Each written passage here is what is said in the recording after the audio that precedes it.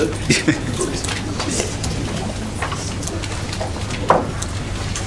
Please write this down. Rowie doesn't care if you don't like her.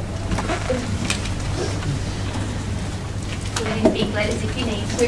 Rowie doesn't care if you don't like her.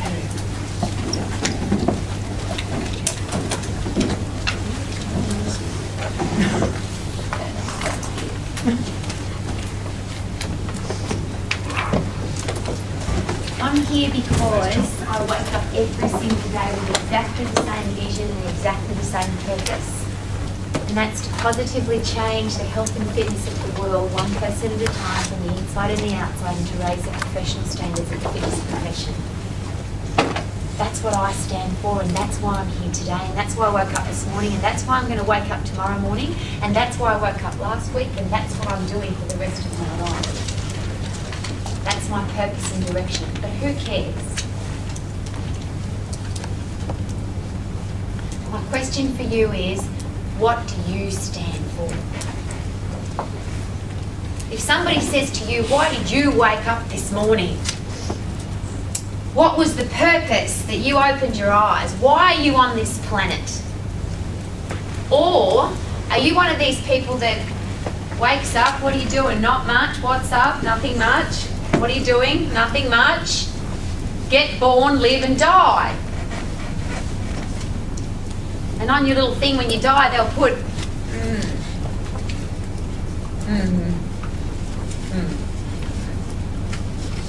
I have two fears in my life. One is that something happens to my puppy dogs, and two, that I leave this planet without having made a difference. Why is that important to you though? Because what I do is not important to you. Why is that important for you? Because when you have a purpose and a drive and a focus, you do not care what other people think. You do not care. Because everything you do is focused on what you're going to achieve. And it's really exciting. For those of you who are down here, you'll see I've got goosebumps. It means that if somebody tries to pull you down, criticise you, gossip about you, say something horrible about you, you get excited about it. Because who do people try and pull down, gossip and criticise? Who are the only people that get gossiped about and criticised? People who are doing something. So if you're looking for a golden nugget for this evening, I'd write that down. If you have nobody pulling you down, if you have nobody criticising you, if you have nobody giving you a hard time, you're not doing anything. How can you be positive about people pulling you down? It's exciting. Wake up in the morning and say, I'm thankful for the people and experiences that make me grow. I say it 10 times every day without fail. I'm thankful for the fascinating people, I call them, fascinating people and experiences that help me grow. Because who helps you grow? The people that kiss you on the arse or the people that kick you up the arse? Let's have a practice, shall we? I want you to practice that somebody's giving you a kiss on your booty. Ready? Stand up. You happen to appreciate a kiss on the booty and somebody's giving you one. What are you going to do? Which direction do you go when somebody kisses you on the booty? And down, unless they're really tall. You're going backwards and down. If somebody kicks you in the arse, which direction are you going? Let's have an arse kick practice, shall we go? And again, go. And again, go. Which direction did you go when you get kicked in the arse? And up. Have a seat. Golden nugget. And I didn't learn this till I was about 40. Some of you are like 12. And you're learning it now. Because when you're over 40, anybody under 20 looks about 12. Because when you're 20, everybody who's 40 looks about 80, don't we? It's just putting it all into comparison. You know, people that get scared about getting old, here's just a side note, because some people don't want to get old. Yeah? Oh, the people won't like me so much when I'm old. When people say to me, Rowie, how old are you? Let's rephrase the question. Never ask anybody how old they are. Always ask them, how young are you? How young are you? You know what I say? I'm 100, I just look good for my age. Because who cares how old you are? If you didn't know how old you are, how old would you be? There's some people in this room right now who are using age as an excuse. I'm too old. I'm too young. How about this one? I'm too inexperienced. Some of you have already used that excuse. I'm too inexperienced. It's a disease called 2-itis. Now, those of you who know your anatomy and physiology, what is itis? What does that mean? Inflammation of. Some of you are suffering from 2-itis, the inflammation of the tooth. Your clients do too, don't they? Cheryl. I'm too busy. It's too hot. In about 3 months, what will it be? Too cold. It's too expensive. I've got too many children. I've got too many husbands. I've got too much work. It's called 2-itis. I want you to nail it today. And the reason and the purpose and the how of nailing a disease of itis, inflammation of, is to have a purpose and a vision. So we're not going any further. Until you write down, I have my purpose and this is what it is. Or my only goal, vision, mission, action is to find out what my purpose is. And if you don't do that, you will suffer from another disease. There's only 3 diseases that are going to stop you from being super successful. So if we can eradicate those diseases tonight, will that be exciting? There's only 3 of them. We've already nailed the first one. It's called 2-itis. So you're never going to say, oh, I'm too anything, because then you'd say, I've got a disease. The next disease is called TFI. It stands for total failure to implement. I'll go back a step. Just quickly, the outcome for this evening is that no cow poo shall be given for what people think of you. Turn to the person next to you and just say that. No cow poo shall be given for what people think of me. Some people in this room already understood that for the next slide. Some of you are telling the truth in advance, because some of you actually told a lie just then, but I don't like to call it a lie, I call it truth in advance. But some of you do care what other people think of you, don't you? Just say yes, Rob. Yeah. And the real challenge is that some of you care about what other people think of you, and then you care about what other people think of you, but the 2 different people have 2 different opinions. What happens now? So if you do what they want you to do, they'll think you're an idiot. But if you do what they want you to do, they'll think you're an idiot. What happens now? You're running around like a blue-ass fly. Now that's a very Australian expression. But a blue-ass fly does this.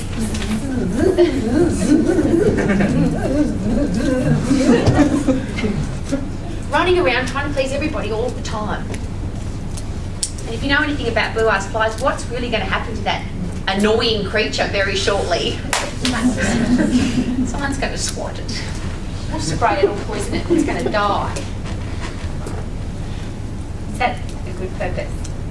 Just say no, right? The challenge we've got, because I've just dropped my very exciting scarf, because I got very excited, is a lot of you receiving what you're going to hear, you know it already. Some of you have heard it so many times before that you're going to say to yourself, yes, I know that already.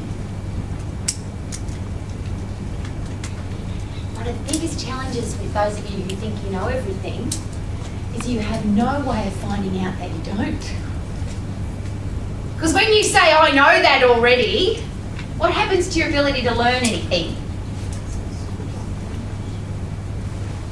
And if you're only 18 and you know everything already, what's going to happen now? The reason I can share that so openly is that when I was 18, I really did think I knew everything. You could have asked me, Rowie, what do you know? Everything! And how much did I learn? Nothing! So I've taken on, there's quite a few in this room who can take this on right now. Can you, Andrea, maybe? See, I've got this great thing going with blonde. And I'm going to stay blonde forever. Because when you're blonde, guess what people do? They don't take you quite as seriously. They have to teach you stuff. They don't think you're very smart. That's why I'm never going to have dark hair. Because when you've got dark hair, people think you're smarter. When you've got blonde hair, they go, poor little lovey, he doesn't know. And they teach you more stuff. Those of you that are never going to have blonde hair because it won't suit you, just take on the philosophy of being blonde. And it goes like this, really? I didn't know that. Tell me more. Because even if you do know it, could you learn more about it? Could you learn to be better at it? Even the best in the world, can they still get better? If you're always open to learning, just as a side note for what tonight's all about, if you've ever been nervous in a situation where you think you're with somebody that's important, 3 quick tips on importance. You ready? Number 1, everybody tinkles in the morning. The Prime Minister, Michael Schumacher. See, I think Michael Schumacher's pretty important because he's driven his race car around the track really fast many times and won lots of world championships. But he tinkles in the morning. Did you know that? Everybody breathes air. Did you know that? Everybody tinkles, everybody breathes, everybody eats food, even vegetarians, they lie, they do eat food. There are some people who say that you can live on air alone. Well, you just can't. Everybody's got to eat some food at some stage. Everybody tinkles, everybody breathes, everybody eats food, everybody lives somewhere, everybody wears clothes, unless you live in a nudist colony. It's a really great equaliser, don't you think? Nobody's more important than anybody else. So if you're ever nervous and you think somebody's really important, all you think to yourself is he tinkles in the morning, he breathes, keeps the house full of clothes. It's just a person. You know, I wish I'd learned that about 20 years ago, because I used to think that other people were more important than me. And even worse than that, I got this air of arrogance that there were some people that were less important than me. If you ever treat anybody like they're less important than you deserve to get a stiletto in your backside. You do not know that the checkout person at your supermarket doesn't have an MBA or a doctorate in psychology. You don't know that. You don't know that they're not a multi-millionaire and they own the supermarket, they're just doing a bit of a mystery checkout check that day. And not that that matters. The lady at the checkout that's just moved from Russia who doesn't hardly speak English is no more or less important than you.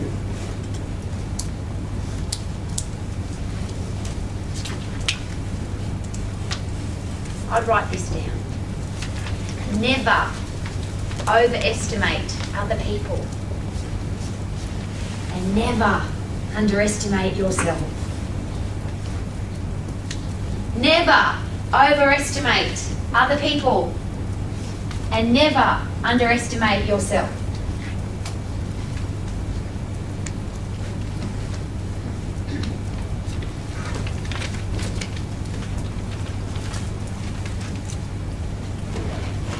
Then when you're in that situation with the person that breathes air, eats food, tinkles in the morning, lives in a house, wears clothes,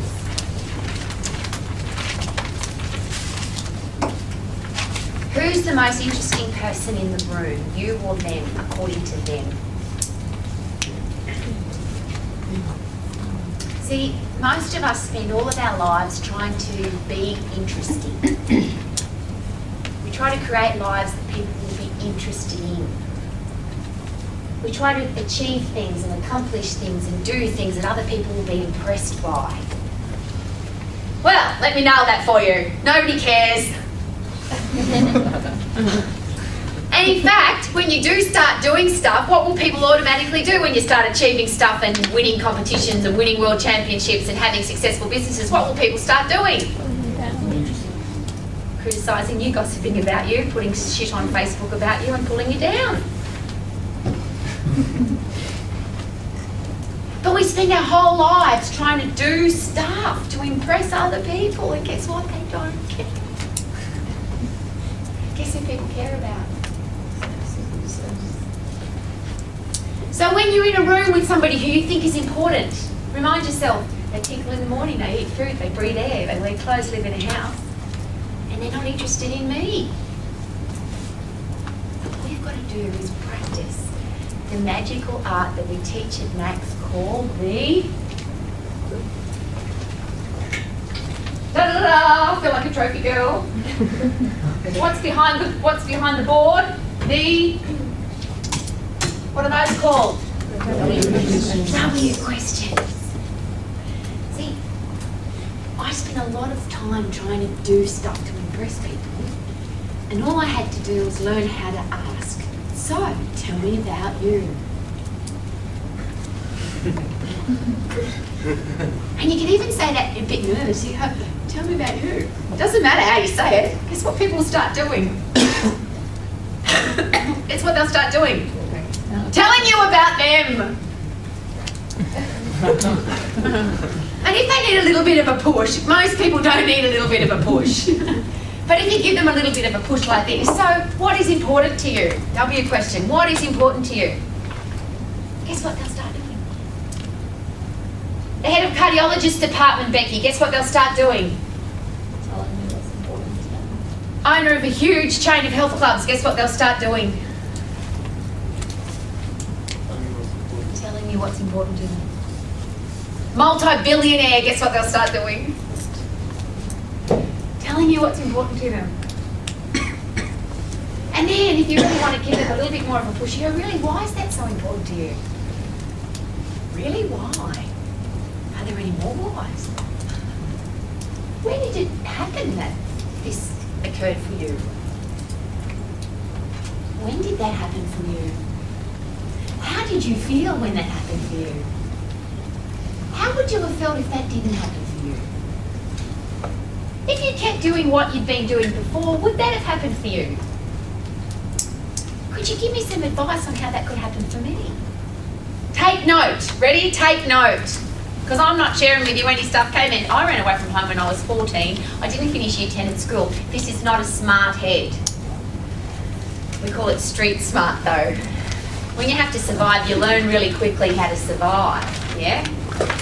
When I learnt this for the first time, W questions, I thought, wow, I'm going to learn this and apply it immediately. When? What's the disease that most people have? In this college, most people suffer from TFI. You practice the W questions for your final PT evaluation, then we watch halfway down the track where you haven't got any clients. One of my first questions is, how are you going with W questions? Oh, I don't ask them. Well, you have TFI. Total failure to implement. It's a disease. When should you start applying the W questions? So the first time I learnt the power of, don't be interesting, Rowie, because you're not. Doesn't matter what you've done, nobody's really interested in you. Stop trying to be interesting, become interested.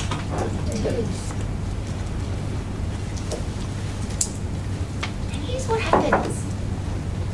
The multi-billionaires, the head of cardiology departments, the principals and vice principals of schools, the CEOs of companies, they have a conversation with you at the train station, because they do catch the train, by the way. You know, they don't just tinkle in the morning, they catch the train too.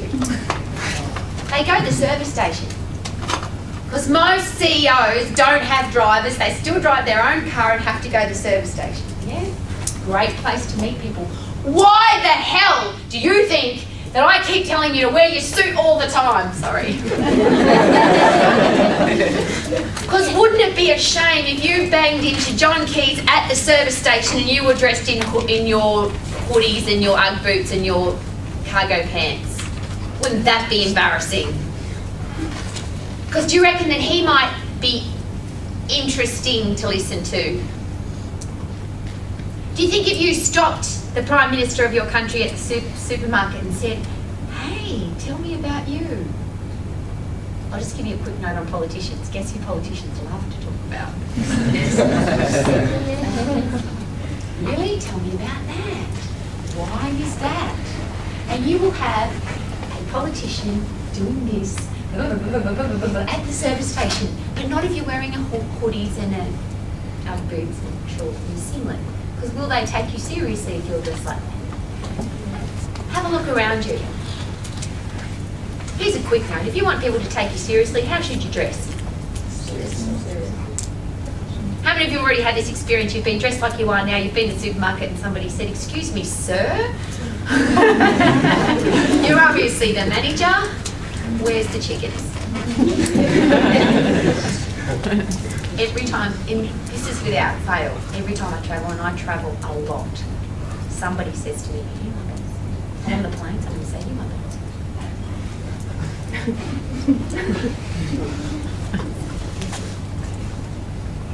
I just want to tell you, just as please remind me where I'm at, but I have to tell you this story. It's really important to me because I'm going to give you the best feed forward, the best compliment I can possibly give you from the bottom of my heart. I had the opportunity to chat to a large, very large group of personal trainers last Monday. 280 of them to be exact. People who are full-time personal trainers.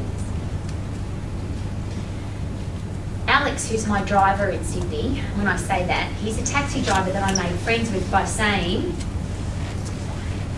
tell me about you. Really? What's that all about? Why? So we're good friends now, Alex and I. He's sharing with me his philosophy of life, which is all about being a nice person, being respectful of everybody's opinion, dressing well. Alex is my taxi driver who's wearing a suit and tie and has shiny shoes on. He's driving me to the conference and we're talking about how to be successful, which is about being respectful, dressing well, being a great person. And I said to Alex, you should come and do the conference for me. Sir. Another quick side note. I don't care how old you are. Call everybody miss or sir. So he drops me off at the conference. This is where it gets, for me, very sad. It was lunchtime at the conference and there was about 280 personal trainers outside. Now, not everybody was outside, but it looked like there was 280 personal trainers outside. And Alex, my taxi driver, looked at me and he said, Rowie, I thought you were speaking at a conference today. This looks like you're playing with the children.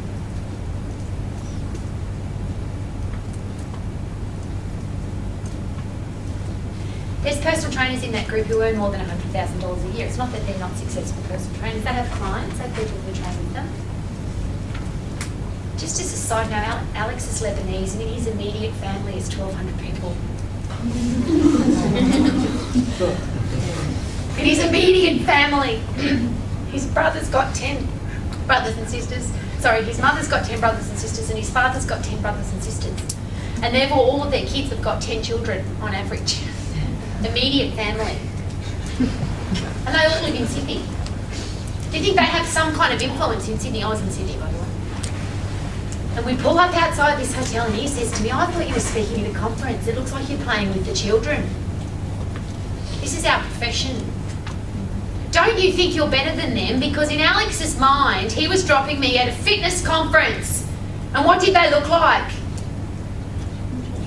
Children. Not even well dressed for them. Buy yourself a belt. Having your shorts down here does not look good with your undies hanging out. The compliment I want to give you is that's not what happened when I walked in here today. When I walked into that conference last Monday, Friday, I wanted to walk back out and come back to Max. I wanted to leave the whole thing behind and say, look, I really can't make a difference there. Because I'm all for fighting battles that you can win. And as a side note for all of you, and you've heard me say this before, don't try and help the people that need you. Because everybody needs you. Yes or no? Everybody's got some kind of health and physical challenge. Everybody needs you. But you can't help the people that need you. You can only help the people that want you. Yes. It's the only people. Those of you training people for a while will really start to get that now. And I wanted to come back to you guys because obviously, simply by the way you've dressed this evening, you're sharing with the world that you want to raise the professional standards of the fitness profession. Thank you. I walked into a room full of people, I couldn't tell who the $100,000 personal trainers were and who were the brand new people. Interestingly, I did do a bit of investigation. Who are the best dressed? The people who have been doing it for a long time or the brand newies? The brand newies were the best dressed. They actually were wearing the uniform that was required. How long before they will be influenced by everybody else? Well, that will depend, won't it? On that first question. Because now I'm talking to an interesting group. Some of you are still in the program. Some of you have just left the program. Some of you left the program a long time ago, and some of you have never even done it. So we've got a wide group. But what is your purpose? Who are you? See, when you're at max, you have to be a certain kind of person. Some of you snuck in, by the way. Some people conned Tommy when they came here. Because some people said, I'm going to do this, this, this, and this. And didn't do it. Simply by action. What are you sharing with the world? Who are you? If you say one thing and do another thing, automatically by your actions, what are you sharing with the world? Who are you? You are a liar. Remember the first thing I said to you tonight? What was it? Rowie?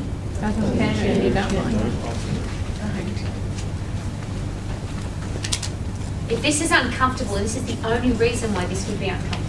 See, if I say, K-man, you're gay. It just ignores that. It obviously isn't. Too much. If any of you are gay, and there's nothing wrong with that, of course, but if you're trying to hide that from the world and somebody's gossiping about you and you're pretending not to be gay and you really are, you'll now be offended. If you're openly gay and proud of who you are and don't care what other people think of you being gay, and I say you're gay, what will happen? Nothing. So who's the only people that get hurt? The ones that are pretending. That's when it hurts. So what I'm asking you tonight, and if you don't know already, you better find out real fast. No TFI. Who are you? Because if you don't stand for anything, you will fall for everything. You've heard that before? Yeah. If you don't stand for something, you'll just keep falling over for everybody. I love K-Man's analogy, the very best. If you haven't heard it, you're going to love it. If you've heard it, you'll laugh again. See, what happens is if you don't know who you are, you start picking up other people's shit. I'll have a bit of that, and a bit of that, and a bit of that, and you get pooey smelling hands. And then you start delivering that shit to other people. It's not even your own shit. Somebody else's. At least if you're going to deliver some shit, make it be your own shit. Do you know, I really respect those people. The ones that stand on television and they talk about some dodgy exercise, but I actually believe they believe it's a good exercise. I have respect for that. What I don't have respect for, and having been in this profession for a very long time, are the people who, when you sit with them at dinner time, they'll say blah, blah, blah, blah, blah, blah, blah, and then you see them on television saying something completely different about a piece of exercise equipment because they're getting paid $100,000 to do it. Now your action is sharing with the world who you are, and what are you now? You are a? No. Right. Better word. You're a prostitute. Because you'll do anything for the money. If you go and work in somebody's health club and they stand for something different to you, but you go and work there for the money, what are you now? You know what usually ends up happening? You whinge, moan and complain about that business. This is my business, I do it differently. Well, if you have ever said that about any business, what should you do? Go and start your own business, because otherwise you're an idiot. Write this down, this is my new favourite quote for today. Stop global whining. And there is a way to stop it, by the way, because when somebody whines to you, just say, would you like some cheese with that wine? And then you say, go away, because I don't like people whining to me. Now, for those of you who want everybody to like you, you won't be able to say that.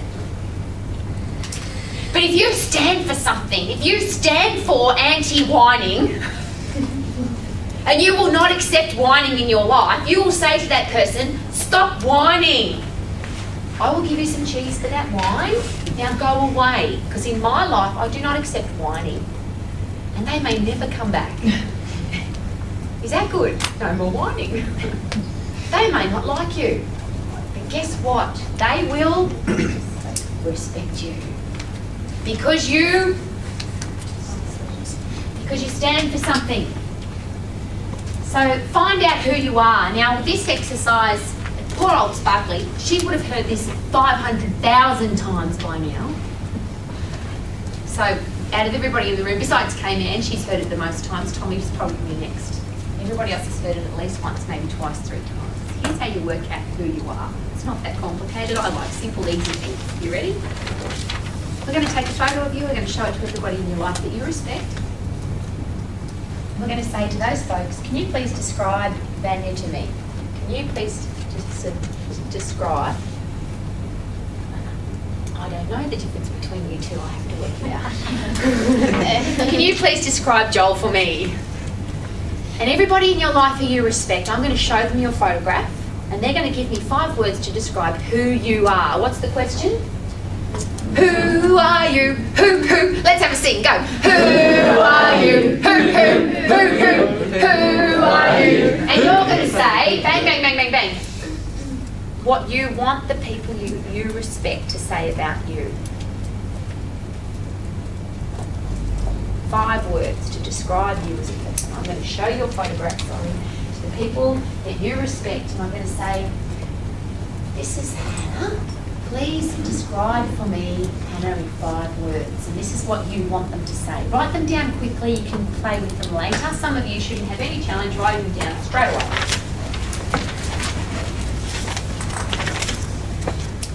Happy, positive, friendly, tall, intelligent, sexy, nurturing, caring, loving, a great parent, a leader, a pacifier. Do you like that word? A pacifier. Somebody who makes everything peaceful. Funny, wise, rich.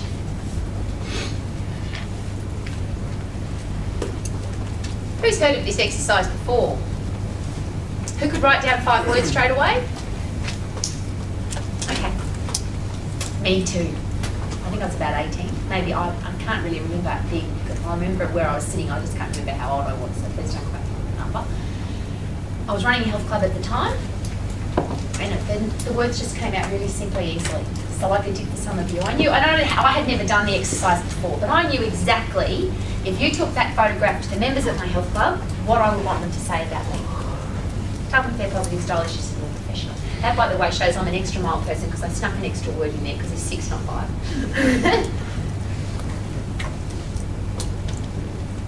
The challenge with that exercise, though, for most of us, and it certainly was for me the first time I did it, was it was a goal. It wasn't the truth. It was the truth maybe in advance, but it wasn't the truth at the time. Because I wasn't tough and fair. Do you know why I wasn't tough and fair? Because I cared what other people thought of me. I wasn't positive. Because I had still negative people in my life. I had a negative environment sometimes. I had a negative partner. So how can you be positive when your environment's negative? Stylish. When I met K-Man, I was wearing cut-off denim shorts with my ass cheeks hanging out. And I had a crop top on with my ripped abdominals showing. And I had the brand new Reeboks from the Pilots Convention on my feet.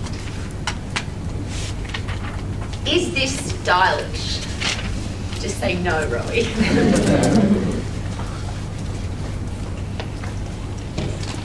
If somebody goes to your house at 3 o'clock in the afternoon and your bed's not made, will they think that you're disciplined? If they found in your fridge, like they would have in mine, some green cordial and a rotten banana, would they have looked in your fridge and thought, wow, there is a disciplined person? See, here lies our challenge. Who we want to be is not who we are. And because we're pretending to be who we want to be and that's not who we are, we're scared that somebody's going to find out who we really are and they won't like us. Isn't that right? And that's why we're all living in fear of what other people think, because we're not really anybody. We're just pretending to be somebody that we're not. So work out who you are, and then you ready? This is the huge revelation of the evening. You ready? Find out who you are, and you ready? You ready? Drum roll. Ready? Go. Be that person.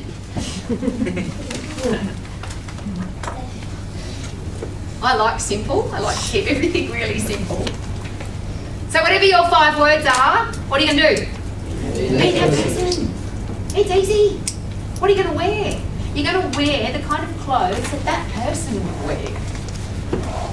You're going to have the kind of bedroom that that person would have. You're going to drive the kind of car that that person would drive. And people say, but I don't have $100,000 to buy a car. Doesn't matter. How do you treat the car that you've got now? Do you treat it like it's worth $100,000? You know, people say to me, if I had a nicer car, I'd treat it better. You're an idiot. If you've got a Datsun 120Y, you start driving it like a Lamborghini. Well, you can only drive at 100 on the freeway anyway, so. You start treating it that way. You treat your house that way, you treat the third drawer in your kitchen that way, you treat everything in your life that way. Find out who you are and be that person. But it goes a little bit further than that and a little bit deeper tonight. Because that person, what do they stand for?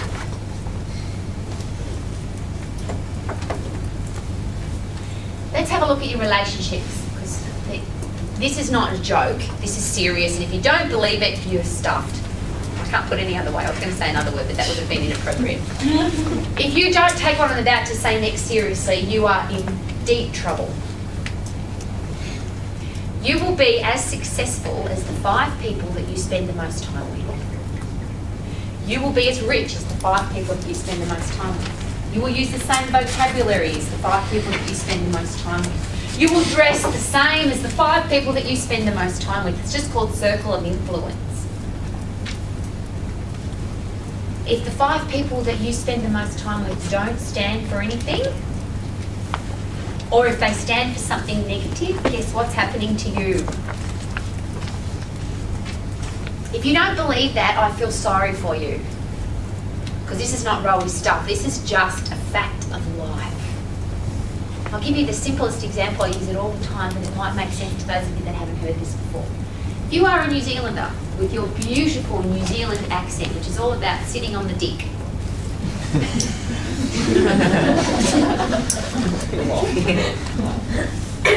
If you go and live in London with 4 people that have Cockney accents, you with your strong New Zealand accent, you live with them for 2 weeks with strong Cockney accents, 4 other people. What do you think will happen to your beautiful New Zealand accent? The flip side, someone with a strong Cockney accent comes and lives with 5 or 4 people in New Zealand that has strong New Zealand accents. Guess what will happen to their Cockney accent? Before long, they'll be saying sitting on the dick. It's called circle of influence. And that's just language. If you hang out with people who say, what's up? Not much. What are you doing? Not much. I'll watch your texting 6 months from now and guess what your texting will be like? What's up? Not much. It's embarrassing, really. If you hang out with people that don't use very many words, you will soon not use very many words. Parents know this because parents who have children, if you're a single parent, you've got 3 kids and your kids start using common terminology, parents start talking like they're children. It's called circle of influence. Why is that so important? Most of us are better off spending time with nobody.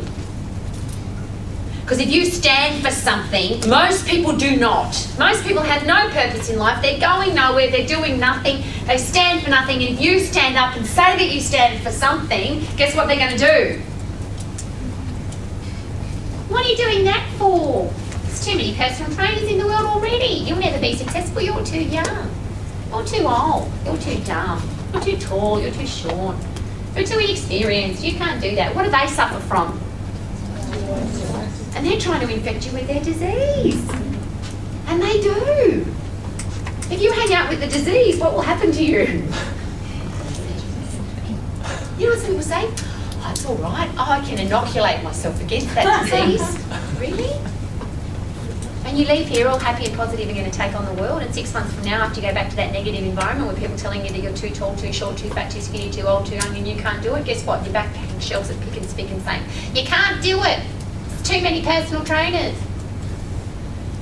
And I apologise not for saying that because I've been doing this a really long time now, and that is exactly what happens if you hang out with the wrong people.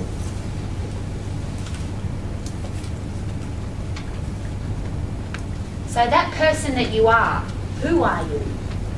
And then what do you stand for? Guys in the room, if you've got 4 or 5 of your friends who treat women badly and you treat women really well, it won't be long before they say, don't go home to your girlfriend tonight, stay at the pub, and guess what you'll be doing? If you've got 4 and 5 people encouraging you to stay at the pub, how long before you're staying at the pub? The girls are going, yes, we know. So if you want to become a great man, who do you hang out with? Other great men or nobody?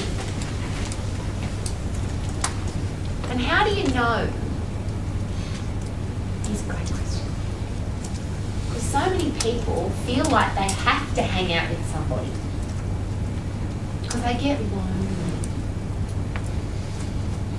When you really like who you are, and you love what you stand for, and you have a purpose and a vision, who do you love hanging out with the most? Everyone else is kind of a bit of a bother, really. Unless they're on the same path as you, they get a bit annoying. It's like, get away out and away. I'm in a hurry. It's like, you know, that when Michael Schumacher's racing around the track, because that's my time, I liked him as a racer. There's those annoying people that he's lapping them, they get in the way. Like they're 1 lap or 2 laps slower. It's really annoying. You can say, well, they help make me a better driver, but ultimately they're in the way, aren't they? Get them out of your way. Now the last question is even more important. Because you here in this beautiful room full of beautiful people, dressed beautifully, with vision and purpose and the drive to go somewhere. Yes, Rowie, this is what we're going to do. This is my vision board, Rowie. I'm going to have a Lamborghini. Oh, I love that. This strong. I've got so many pictures of Lamborghinis. I just love it.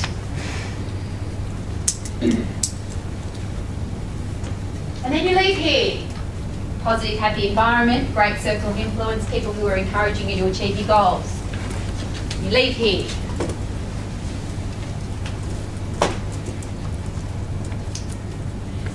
See, some of you, just this strong, for those who've been here around for a while, we don't say weak anymore, we say strong. When you get your Lamborghini, should you get it, you won't even want to have it. Because every single day, every time, Phoenix, that I took that car out, somebody would say to me, what are you, a prostitute or a drug dealer? That's a positive thing to say to somebody, isn't it? People spat on that car, they kicked it, they scratched it, which is fun because it's made of titanium, so they can't really scratch it anyway. Are you ready to achieve your goals? See, for me, it was never, don't ask me how big the engine was or how many gears it had or how fast it went even, because I haven't got a clue. To me, really, that's a white car with 4 wheels. Some of the guys are going, what? I'm not sharing that with you because it's a Lamborghini. I'm sharing that with you because of who you have to become to be able to drive one of those around proudly. It's hard. You become the Prime Minister of this country, you could make some changes to this country, could you not? 50% of the people in this country hate the Prime Minister. They don't just not like him, they hate him. Yes or no? You become American Idol and you're the most famous singing star in the world for 5 minutes. Everybody that didn't vote for you hate you. Because who did they want to win? Not you. They hate you. Do you remember Adam Lambert? Do you remember that year in American Idol, those of you that watch? He got second. And there was a big focus about the guy that won was a born-again Christian and all the Christians voted for him because they didn't want a gay guy to win Idol. Do you remember that? That's a big pulling thing, isn't it? We don't want you to win because you're gay. But that whole concept is ugly. If you're scared of people being ugly towards you, you would never go on American Idol. The contestants will tell you that if you read the blogs and the Facebook posts and the tweets about you when you're on that show, you'd kill yourself. Because people are really nasty. Oprah will tell you that when her show was in its prime, she was getting over 100,000 negative emails every day. How many? 100,000 plus every day. That's 700,000 every single strong people saying, I don't like you, you're fat, I don't like you, you're black, I don't like you because your opinion's different to mine. But when you stand for something, guess what? I don't care. So do you think it's an important question to know what you stand for? Let's bring it down to the simple of this one. Those of you that don't have a partner, hands up. This is a quick dating service. We call it quick dating. Hands up high. Leave your hands up if you like a partner. Hands up. Very good. So I'm talking directly to you guys. You don't have one. We'll pretend the other people are all exceptionally happy and they've found this out already. Okay? What are your non-negotiable standards in a relationship? What do you stand for in a relationship and what will you not stand for in a relationship? If you don't know that, guess what you'll end up with? Ladies, some good-looking guy that treats you like shit. That's what you'll end up with. Because you like him because he's good-looking,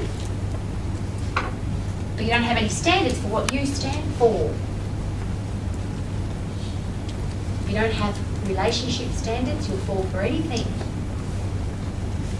Those of you looking for a career right now, if you don't have standards for what you stand for, as far as your dress code and your exercise selection and your hours that you want to play, you'll end up in somebody's business working for the, whining about the everything.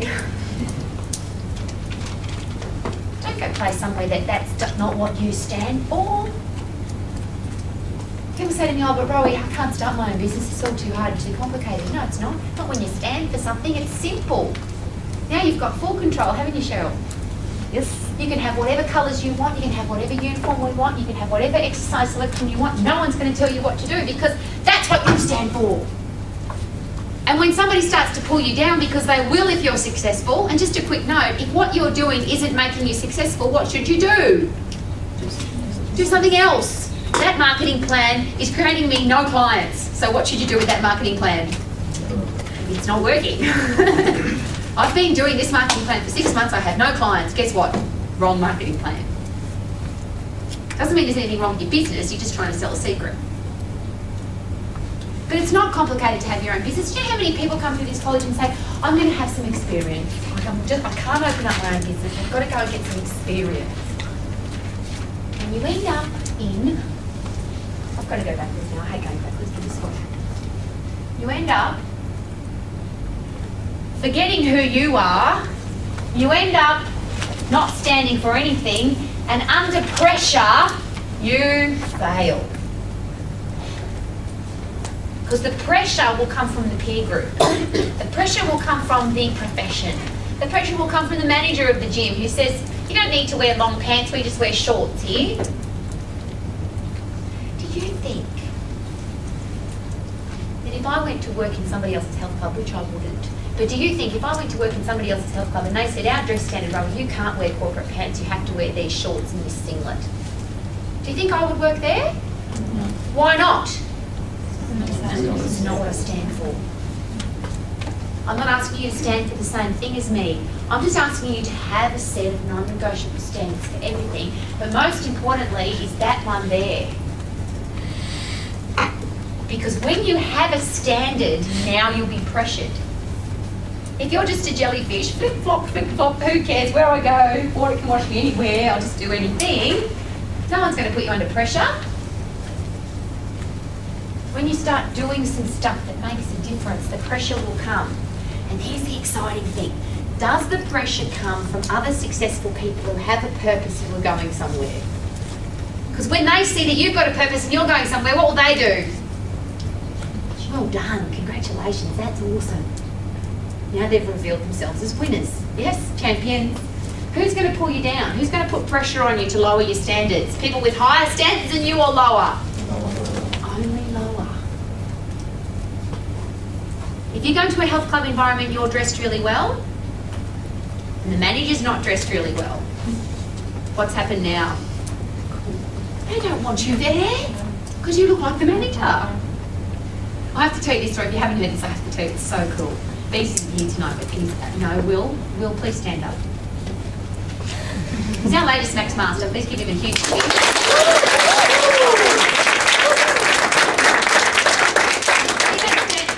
You have to work bloody hard to make that happen, so congratulations. Just as another quick side note, Andrea, can you please stand up? Because today she's ready and confident for the profession of fitness. Today.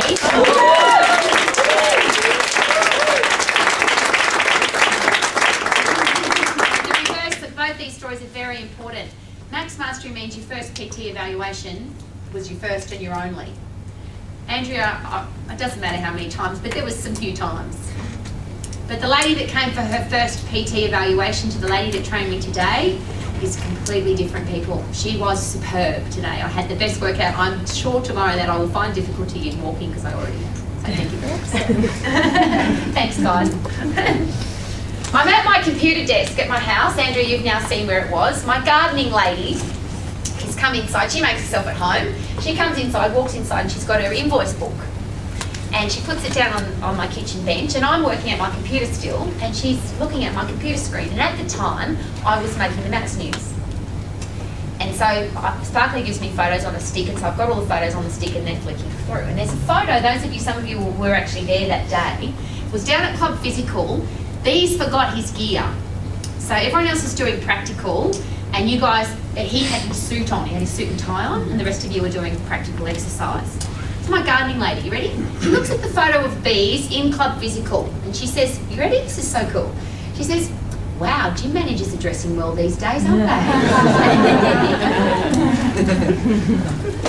Third place observation. Now, was he the gym manager that day? He was a student just like you, but what did he look like? Now, I'm asking you to be prepared for that. Because if you do anything that's out of the ordinary, the pressure will come. I have to say this again. The pressure's coming. Get excited about it. If somebody's pressuring you to lower your standards, go, yes! I obviously have high standards. Isn't that exciting? I am obviously doing something of worth because somebody's trying to pull me down. I'm going to say it again, because now I can go forward. If there's nobody pulling you down, you're not doing anything. People who are average, nobody pulls them down because there's nowhere to pull from. Everybody's at the same level. It's only when you raise yourself above the average that people pull you down. Now, I know that you've heard this before, but it's still one of my favourite comments. Average, because I hate that word, as Phoenix would know. In his Max Mastery final PT evaluation, I told him that average was my least favourite word. I'm halfway to do my sprints and he goes, Rowena, average people would give up now.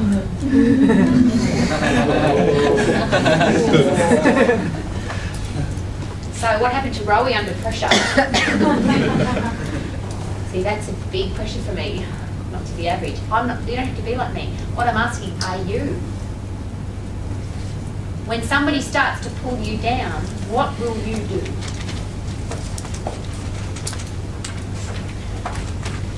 If you haven't seen it, please get it out for the sake of what I'm about to share with you. It's a movie called, I think, Take It to the Limit, or it's something about the limit. It's about climbing mountains like Mount Everest. Please help me out, Tommy. I think it's called Extreme Limits or Take It to the Limit. If you see it in the video store. What happens, it's about people who climb mountains. They're halfway, they're climbing a serious mountain, they're all tied together, as you know, when you go mountain climbing, and you could die, because on Everest you could die from mountain climbing. They hook themselves all together. If the person anywhere in that loop is holding them back or pulling them down, this is exactly what happens in this movie. The person at the bottom of the chain is trying to pull everybody down with him. I can't even. Because one person pulling in a dangerous environment will do what to everybody else? And I'll use this example again. You can only give 100%. If somebody's pulling, say there's 10 people and somebody's pulling down, everybody's going up, you've now got 10% pulling down. 1 in 10 pulling down. Which means everybody else has got to put in another 1%. But how much can you give? You can only give 100. So one person pulling 10 people will pull everybody down. Do you get that? Don't do it. If you're a puller, pull yourself off and go and join the pulling group, because you can all pull together. If you're part of the climbing group, make sure you're doing everything to make sure that everybody else is climbing.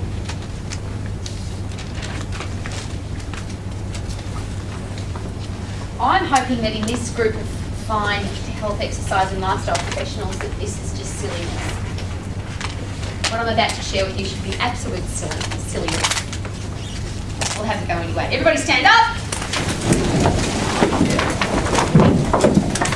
Jogging on the spot, say to the person next to you, I'm a high performance machine. Go. I'm a high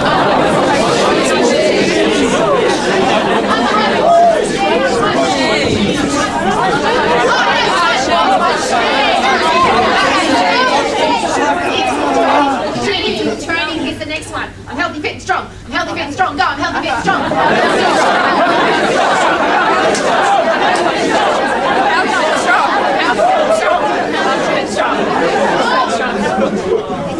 Training. This one's going to be a little bit harder for some of you because this is not something that you're used to coming out of your mouth, but I want you to practice it just for fun for tonight.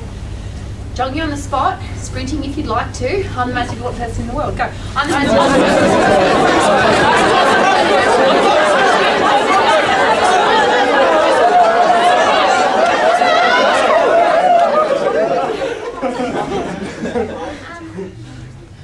Mr. Lee, could you please share with me who was the air hostess, and is she really an air hostess from your fantastic... Are you? No. Has anybody ever been an air steward before? Okay, I'll go to my next best. Who's travelled on a plane before? Great. So if you paid attention, because it would be respectful to pay attention, wouldn't it? When somebody's standing up talking to you about safety measures on a plane, it would be respectful for you to listen, wouldn't it? Because is that person less important than you? No. Okay, so when they say to you, the oxygen mask, should we get into a challenge, which we won't. Should an oxygen mask drop down? Do they say, if you're a parent, please put the oxygen mask on your child first, make sure that they're breathing, and when your child's breathing, then you put the oxygen mask on yourself. Is that what they say? No. Are you sure? Yes. That's a life and death situation, yes? Yes. What do they say? Put it on yourself first. And when you're breathing, then you can sit down, thank you. I love you guys. I don't care if you don't like me, but I love you. I'm asking you to be incredibly selfish. In this aspect of your life, you have to be incredibly selfish. Nothing and nobody can come before your health and fitness. Nothing and nobody. So now, remember I said there's 3 diseases? What's the first one? Conjunctivitis. Second one? Third one? Excuse-itis. It's inflammation of the excuses. Those of you that are already training people will have heard this before. I can't come to training with my kids. My kids. Busy with my kids.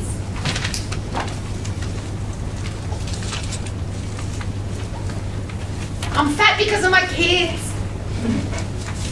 I had one of my female clients say that to me when she said, oh, it's my children. I'm fat because of my children. Children. Oh, really? How old are your children? Oh, 18. What's that called? Excuse-itis. Severe inflammation of the itis.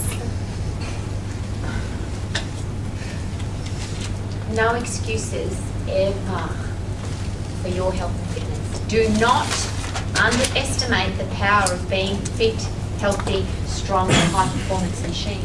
You can handle everything when you're fit. And if you think you can't handle everything, let's negotiate. You can handle everything better.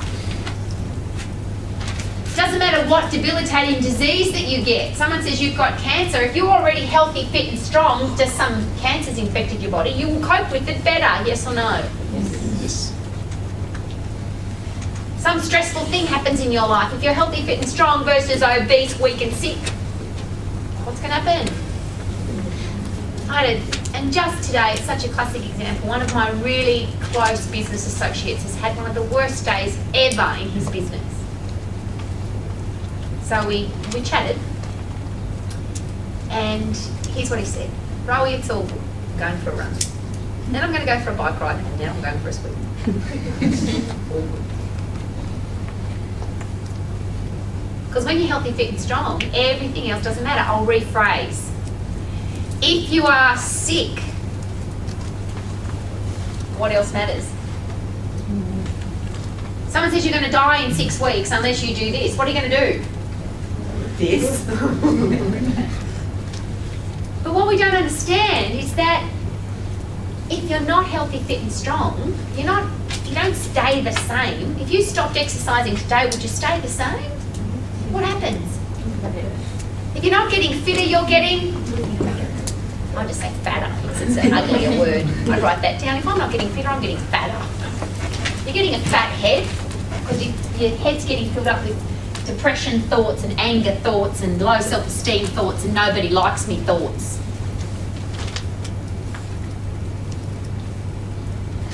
The challenge tonight is not that other people don't like you. That is not the challenge here.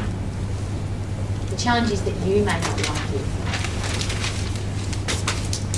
And I put it to you as harshly as I possibly can. When you look in the mirror and you're fat, you will like yourself less than if you look in the mirror and you're in great shape. Yes or no?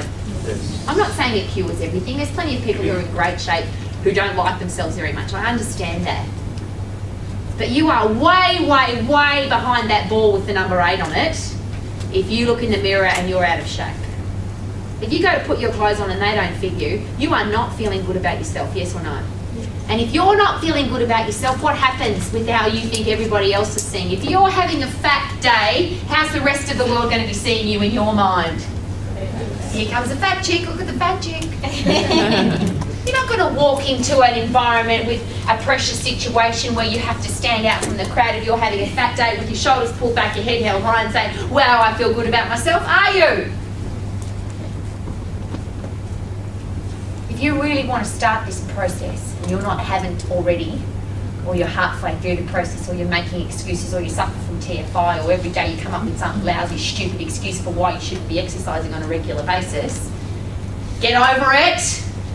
You will like yourself so much more when you're healthy, fit and strong.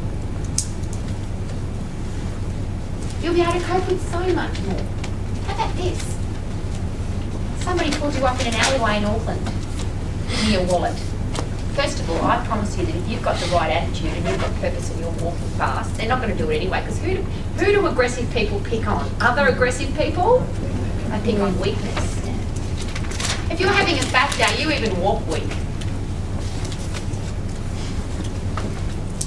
If you're having a healthy, fit and strong day, high performance machine day, how do you walk? People don't pick people like that, but let's just say they're stupid enough to pick you.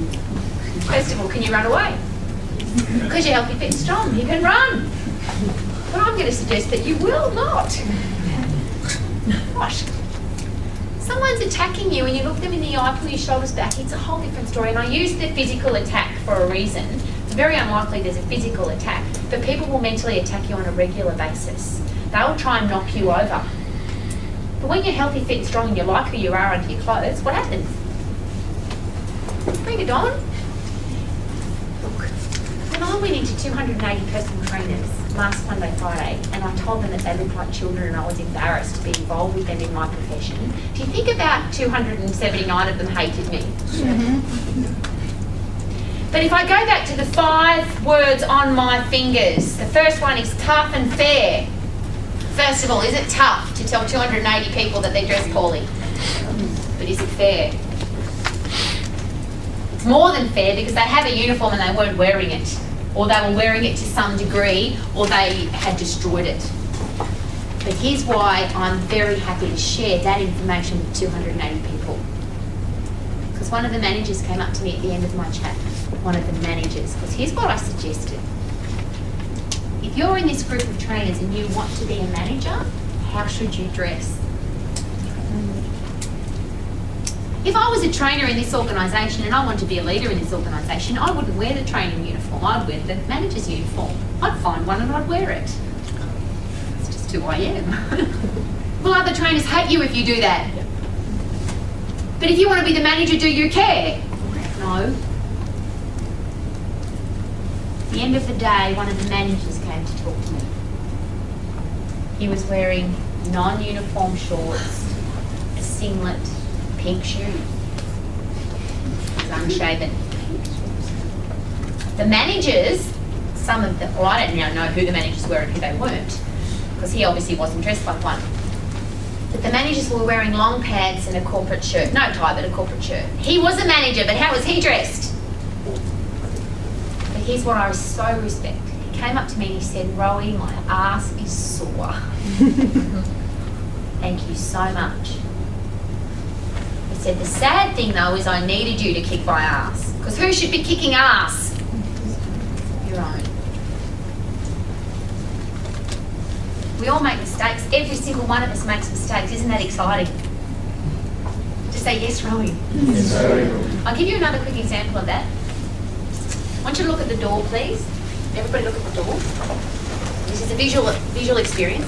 What I want you to think about is coming through that door in about 35 seconds is somebody that you really care about, like you care about the most in the world and you haven't seen them for 6 years.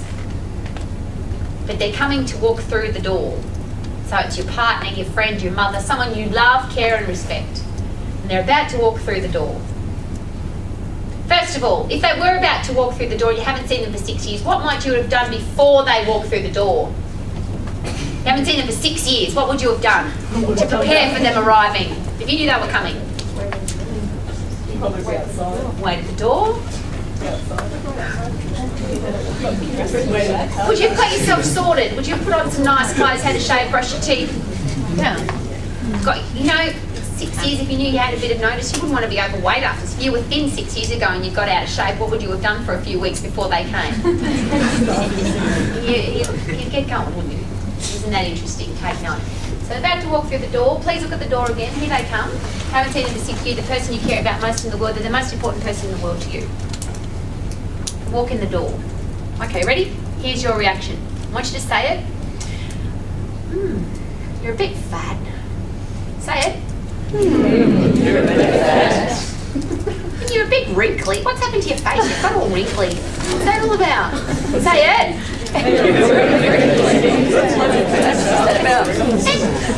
Like, what's going on with you? Like, where have you been? What have you been doing? Why haven't you called me? Is that what you do? Are you sure? Is everybody sure? Yeah. Okay, I'm going to go back to the oxygen mask analogy. Oxygen mask coming down, we're in a life and death situation. Do you give the oxygen mask to the other person or do you have it first? Who's the most important person in the world then? Okay. Would you ever talk to somebody that you cared about? Would you ever say to them, oh, you're a bit fat and you're a bit ugly and you're a bit wrinkly and you're an idiot and I don't like you and you're stupid? Would you ever say that to somebody that you really cared about? So how dare you say that to yourself? When you make a mistake, how dare you say to yourself, you idiot, what did you do that for? How dare you look in the mirror, ladies, and ever say to yourself, oh, you're so fat. How about this? What a great opportunity for me to do some more exercise. I have a little bit of extra stuff on me that needs removing. Best I do something about it. Because that's not what we do, is it though? I'm fat, I'm ugly, I'm wrinkly, I'm stupid, I'm an idiot. Don't talk to yourself like that. Because the words that you feed into your own brain are the ones that now you will react and respond to. And this is what's so exciting. And if you take nothing else away from this evening, please take this. Who chooses what you say? Who chooses what you say? No, say I do. I do. Who chooses what you say? I do. Some of you have done this before, but you know, it's like a great song. We're going to do it again. You wake up in the morning, you type in, I'm fit, healthy and strong. Type it into Google, go. I'm fit, healthy and strong. Google's very intelligent. What will it feed back at you? Which words and which pages of the World Wide Web will Google now feed back at you? Words that contain, pages of the web that contain what? Healthy, fit and strong. Healthy, fit and strong, yes? When Larry and Sergey invented Google, that's all they did. They just said, how does the human brain work? Let's create a search engine that works exactly the same as the human brain. Type in a word, sort through the files, get the right information. Isn't that exciting? I love Google. Love it. You all use it, yeah? But they invented it from the human brain. The human brain works exactly the same. If you type into Google the word shoes and Google gave you back rumbles, what would you now think of Google? Larry and Sergey have screwed up. But it never does. If you type in shoes, there'll be a million pages that come up in Google with shoes, yeah? If you type into your own human brain the word healthy, fit, and strong, every experience you've ever had, every time you've ever been healthy, fit, and strong, every time somebody's ever called you healthy, fit, and strong, every time you've ever strong will come pouring into your conscious brain from your subconscious brain. Is that exciting? Yes. Who typed in the words though? This is the whole evening come together in one amazing little experience. Because this is how simple it is. Because I like simple blonde hair, remember? You decide what you type in the morning, at morning tea, at lunchtime, at afternoon tea, at 7:30 in the evening. You type the words in. Now, some of you might say that other people type words in. Other people say I'm fat, and other people say I'm stupid, and other people say I'm ugly, and other people say I'm too inexperienced, and other people say that I can't do it. Guess what you do with those people?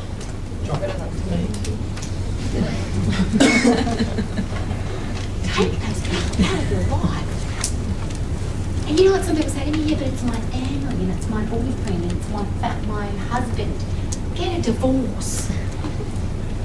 If you were climbing up a mountain and you were climbing the mountain, you were going to die because your husband was pulling you down, you'd chop him off. Because who's the most important person in the world? Yourself. And if he was a great husband, would he be trying to pull you down? The people that feed words into your brain like you're too fat and you're too stupid and you can't do it and you can't be successful need to be cut out. Then when you wake up in the morning, you type your words in. You cannot start your day looking in the mirror, I'm fat, and expect to have a good day. Don't be ridiculous. Because if you type fat into Google, guess how many pages will come up now? Andrew Simmons does this as an exercise every day through Vision. About 3 million pages of Google will come up with the word fat in it. But everyone in this room, if you type the word fat into your own Google search engine in your head, every experience where you've ever felt fat, looked fat, someone's called you fat, you've been fat, will come pouring back into your conscious brain at the start of the day. And all you've got to do, because it works the same as Google, you've just got to type in, I'm fat. If you type in I'm fat into Google, 3 million pages will still come up. It doesn't recognise the word I'm. It just recognises the word fat. Unless a picture of you comes up. It's not that smart. But your human brain is. If you wake up in the morning and you say, oh, I feel fantastic, lie if you have to. But you cannot wake up in the morning and say, oh, I'm so tired, and expect to have full of energy. Don't be ridiculous. You are smarter than that. You have to teach your clients to be smarter than that. I'm all for reality. If you're fat, if you need to lose weight, I'm all for reality. Stand on the scales, I'm overweight, I need to lose some weight. But we don't focus there, oh, I'm fat, I'm fat, I'm fat, I'm fat. No, no, no. You are healthy, fit and strong. Because can you start feeling healthy, fit and strong today? Because what have you got to type in? Let's go back.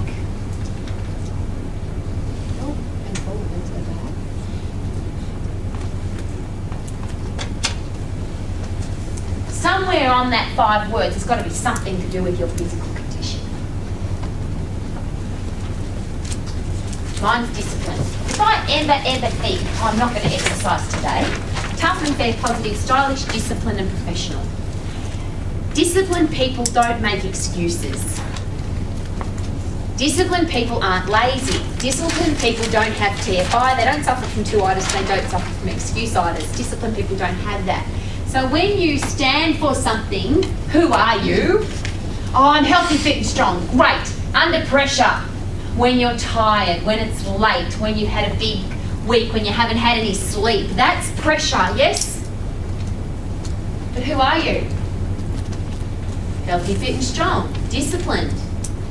Powerful. If you've got who you are, this is easy. Because it's not who you are when the sun's shining, when the birds are tweeting and everything's going fantastic. It's who am I all the time. Is that easy? Yep. So let's go back to that one. Who are you? You've got 5 words. You can play with those words if you have to, but don't be like Sparkly. I'm pointing at you, sweet pea. Who can't make up her mind about her 5 words. Here's what you need to do. Pick 5 and run with them. Because guess who decided the words? I didn't give you the words, you decided. And what's the key to that? Decide who you are and then be that person. What do you stand for? Find out what that is and don't compromise. When I met K-Man 15 years ago, maybe more, maybe, because we've been married 15 years. Here is K-Man at a conference telling people that sit-ups are a stupid exercise. And 15 years ago, he was like a heretic. They wanted to burn him at the stake. And here's K-Man, he's standing up in front of the fitness profession saying, sit-ups do not burn fat, they do not build muscle, they put shearing forces through L4, L5, they're a stupid exercise, don't do them. I'm going to take a random wild guess and say right now, in a million gyms around the world, right this second, guess what people are doing? And you know what's really funny? He stood for that for 15 years and people have criticised him, they've Facebooked nasty things about him, they've called him an idiot, they've all said all sorts of things, but guess what hasn't changed? What K-Man stands for. If someone came along and said, K-Man, I'd like to give you $1 billion to promote this ab crunch machine, he would rather starve. I promise you, for $1 billion, he would rather starve than promote an ab crunch machine. I'm asking you, would you do the same? Now, I'm not asking you to stand for sit-ups or not stand for sit-up. What I'm asking you to do is stand for something under pressure. Here's the best pressure I've ever seen. We're at the Elite Sports Coaching Conference in Melbourne. So the elite sports coaches of the world have come together for a conference in Melbourne. The best coaches in the world for all sports. K-Man stands up and says, crunches are a waste of time, they don't burn fat, they don't build muscle, and they put shearing forces through L4, L5. Don't get your athletes on the floor. The abdominal muscles are a functional muscle that hold the spine in the upright position, so let's exercise them in the upright position. The #1 head coach that was there, the most recognised guru coach, tinkles in the morning, breathes air, lives in a house and wears clothes, but the most guru coach in the world, guess what he did? Rude prick. He stood up and he walked out because he didn't agree with what K-Man was saying. Guess what K-Man did? And continued on with sit-ups are a waste of time. Athletes have only 168 hours in their week. You cannot waste their time. Now I'm going to take it a step further than that because K-Man is no more important than anybody else in this room. He tinkles in the morning, breathes air, lives in the house, I promise. Doesn't he, Andrea? She was in his man cave. Oh no, Andrea went into K-Man's man cave. Oh, man cave. There are some people in this room who want to train elite athletes. Don't you dare waste their time, ever waste their time on stupid exercises. Don't you do that. But I'm going to go a step further than that. I believe that mum with 3 children who's stressed to the max, who is really unhappy about her abdominals because they're fat, you have no more right to waste her time on stupid exercises. Because she is no more or less important than an All Black. She's no more or less important than the Prime Minister of the country. It doesn't matter who you're training, they are just as important as everybody else. Do not give them dodgy exercises. That was just a little side note on under pressure. What do you stand for? You'll go into environments where the head coach will say you have to do that because that's what we do here. And you'll not have to make a decision, will I do it for the money and be a prostitute? Or under pressure, what do I stand for? But this is the whole purpose of this evening. When you stand for something, when you've got a vision and when you've got a purpose, you do not care what other people do. Isn't that exciting? Yep. Now, you could go the alternative. I'm all good for the alternative. I like to look at both sides of every story. You can have purpose and focus and vision and make a difference to the world, or you can be born, live and die. And add absolutely no value to the world whatsoever because you're the same as everybody else. And that's not my decision to make, that's yours.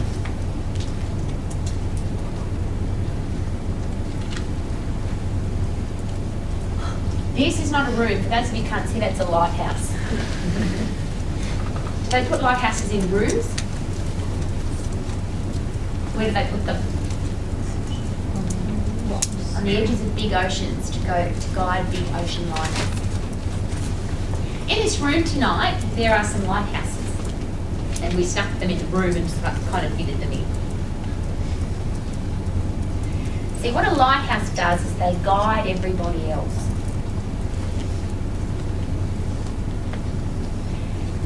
If the person inside the lighthouse is off track,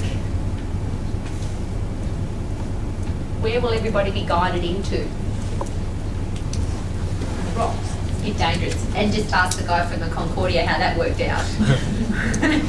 You know, you can't go in the rocks, it hurts people. You can't guide people into the rocks when you're meant to be on the water. The challenge I'm giving you now is decide who you are, decide what you stand for, decide who you are under pressure. Be very, very careful about your leadership skills.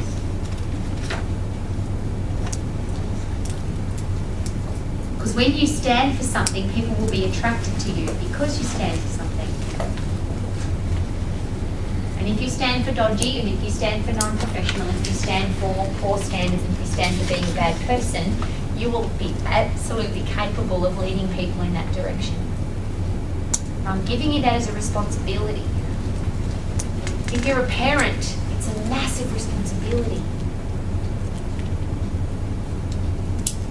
When I go to primary schools in New Zealand and I've got a fresh tomato in my hand and there's primary school children who do not know what that is.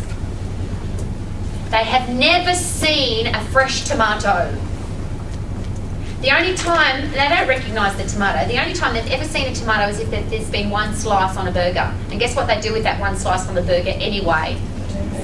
Because mum and dad say, yuck, don't like vegetables, yuck, don't like. And guess what? The kids go, lighthouse, follow. If you go into a health club environment, you can be the lighthouse, you can dress well, you can pick great exercises, you can have high professional standards, be on time, don't wear a hat and don't wear it backwards. You can turn your mobile phone off, you can be early, you can have all the professional standards in the world. You may be the lighthouse.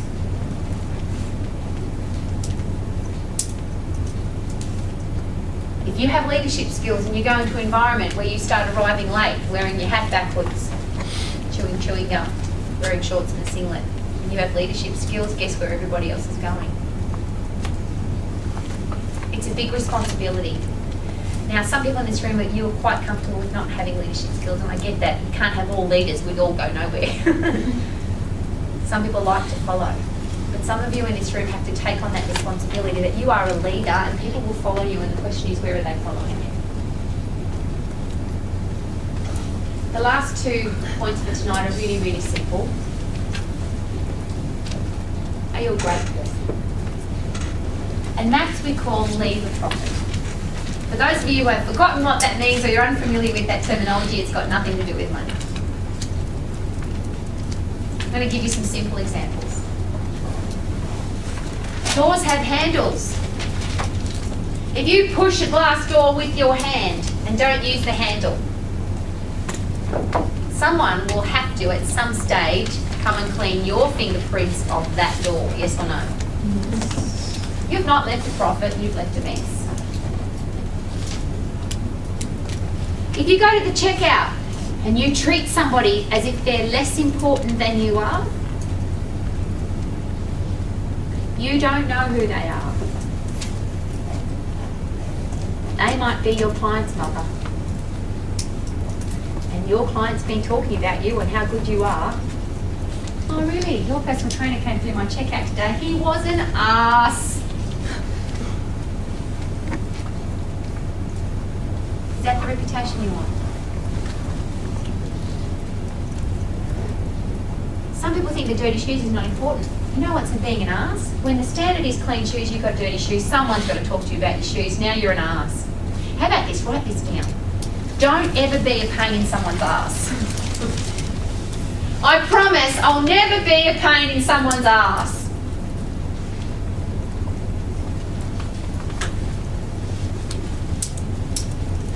I don't know if anybody watched the Grammy Awards yesterday. Did anybody take note? They made a dress standard for the Grammy Awards. Because unlike the other movies awards, the Grammys, people tend to come looking like what? Oddities. Naked. Nude. So they set a dress standard. If there is a dress standard, how should you dress? To the standard or better. If you dress below the standard, you have now become a pain in someone's ass. Someone has to talk to you about your dress standard. If you choose to go into a health club environment where this is what they do here, and I'm just going to put it real simple. 2 all beef patty, special sauce, those cheese, pickles, onions on the sesame seed bun. That's what they do there. If you don't like that, then don't go work there.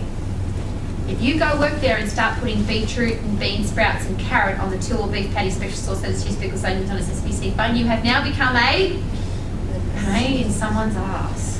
If you were the franchise owner of a McDonald's and one of the people at McDonald's, imagine you go and buy a Big Mac and somebody's put beetroot, bean sprouts, carrot and mung beans on there. Would you be impressed? If you were wanting a Big Mac, would you be impressed? Because if you wanted a burger like that, you'd go to the different shop, wouldn't you? So if you choose, this is where I'm going to go play your system, or leave. But do not go there and whine. Because what are we doing with whining? We're stopping global whining, no more. Or you don't go there. How about this?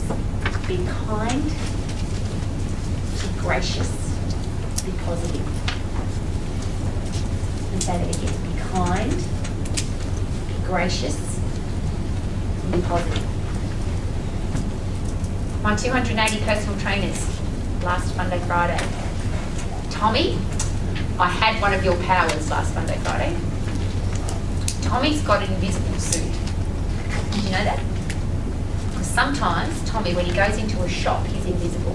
Has that ever happened to you? Does anybody else have invisible powers? Where you can go somewhere and it's like nobody can see you. It's like you're not even there. Well, I had that power last Monday, Friday. Because I walked into a group of, now let's just analyse this situation. Personal trainers are meant to be what kind of people? Happy, positive, approachable, nice, kind, gracious people, I would have thought. Yes? Is that what we teach at Max? Yes, because we're here at Max and that's all we're learning. I had my invisible suit on. You know that I smiled at people? Because I wasn't dressed in shorts and a singlet. I walked up the stairs and I'm smiling at people and they didn't smile back. See, that's not very kind, is it? It's not very gracious. It certainly isn't very positive. But it's okay because I had my invisible suit on, they just couldn't see me. When Andrew introduced me and I put my suit on, I took my suit off and they saw that I was the speaker, now I'm important.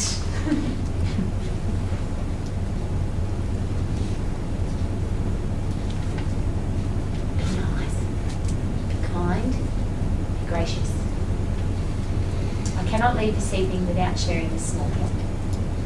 If your Facebook was analysed by people you respect 5 years from now, would you be proud of it? If every email you've ever written was analysed by people you respect, would you be proud of every email that you sent? I'll give you a classic example. Would you walk into a shop and say, "Stop talking to me"? Would that be kind and gracious? You know what I find? It's okay, because I don't care. But I find, bless you, I find this really fascinating. People will send an email to me and you and it will say this: unsubscribe me. You know why they think that's okay? Because it's on an email. It's not really me. That's not really the person I am. Who are you really? Your emails are a reflection of you. Your voicemail is a reflection of you. I find it really funny. We always share with you that your voicemail is the first impression that some people will get of you. And some of you still have these voicemails that go, "What's up? What you doing?" How many of you have met Steve Barry? Talk about circle of influence. This was his voicemail when we met him. You ready? "Steve Barry, leave a message." That was it. I'd like you to call him now because it's not quite the same now. You've called Steve Barry from the Max International College of Fitness Professionals and he has a quote of the day and it's completely different. That's called circle of influence. Because everybody else in his circle of influence, guess what happened when he had an arse of a message? Savvy, what's that all about? I'm asking you, please, every communication that you have via email, Twitter, Facebook, telephone, in person, be reflective of who you are. And if you are an arse, then be an arse all of the time. Not just when you're not trying to impress people. I'll give you another definition I love. I just heard it recently. Discipline is doing the right thing when nobody's watching. I love that. Discipline is doing the right thing when nobody's watching.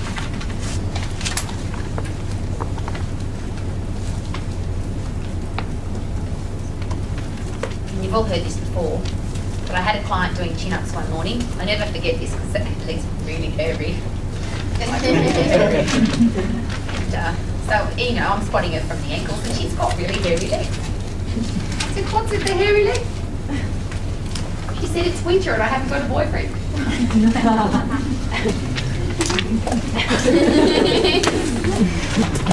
Is there a challenge with any of that? Yes, she got my stiletto in the bottom because I asked lots of questions. Really? So, why haven't you got a boyfriend? If hairy legs is who you really are, should you want to have a boyfriend that doesn't like hairy legs? If you like to have hairy legs, you should pick a boyfriend that also likes hairy legs. Because otherwise, who would you be shaving your legs for? You wouldn't be shaving them for you, you're shaving them for him. And that's not who you are.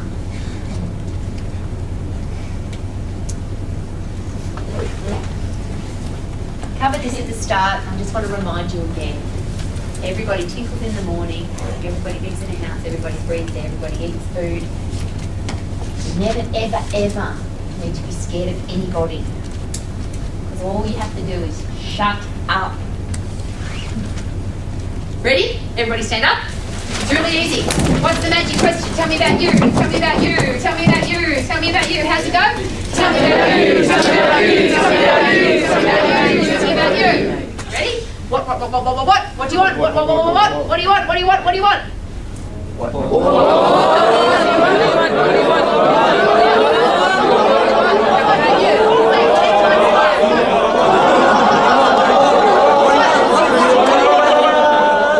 Where do you want it? Where do you want it?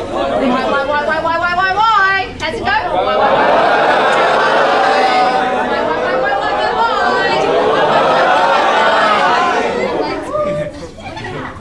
Where do you want it? And we point at Rudy bits because we always remember the Rudy bit one, don't we? Where do you want it? There. Where do you want it? There. When you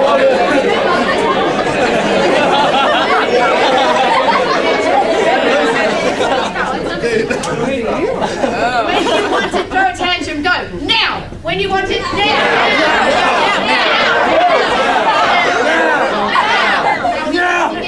How you feel if you get it? How you feel if you get it? How you feel if you get it? How you feel if you get it? How you feel if you get it? What do you want me to do for you? What do you want me to do for you? What are you going to do?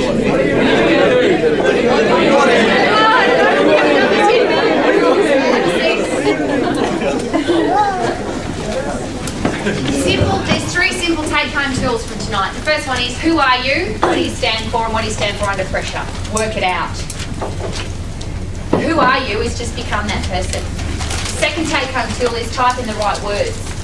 Who gets to type the words into your human brain? I do. So if you use positive words, you'll get positive feedback from your subconscious brain. You post in negative words, you'll get negative feedback. So who gets to choose the words though? Think Google. If you're having a bad day, think to yourself, what words have I been using today? And you'll find if they're negative words. If you've been using positive words, your day will continue on much, much better. Next one, nobody's more important than you, nobody's less important than you. Any situation is easy. Tell me about you. What do you want? Why do you want it? Where do you want it? When do you want it? How are you feeling to get it? How will you feel at home? Keep doing what you're doing now. Will you achieve your goals? What do you want me to do? What are you prepared to do? Why do you think I can say this something without having to read it? Now, poor little Flexi is going to get a feed forward and a kick in it. She's a big girl, so she'll get it. She came to me today, and she emailed me and said, Rowie, I want some help with what I want to do. So we went into Tommy's office and Lexi chatted to me for 20 minutes. Very interesting. Does she know any more after that 20 minutes than she did before that 20 minutes? Because when you're doing the talking, what are you learning? No, you're learning what you already know.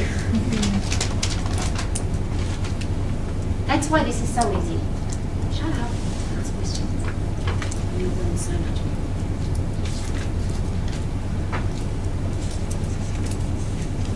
How many of you are sitting here right now? You don't have to answer the question if you don't want to, but if you're brave enough, I'd love you to.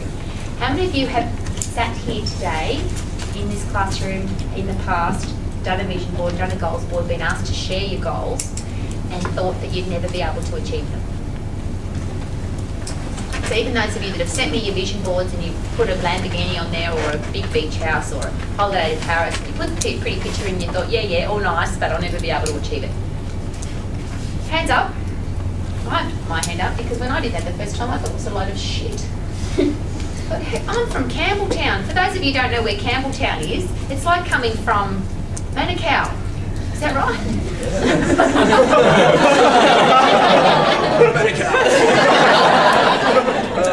No, I think Campbelltown's worse because 90% of Campbelltown live on what you call the Prime Minister's Scholarship.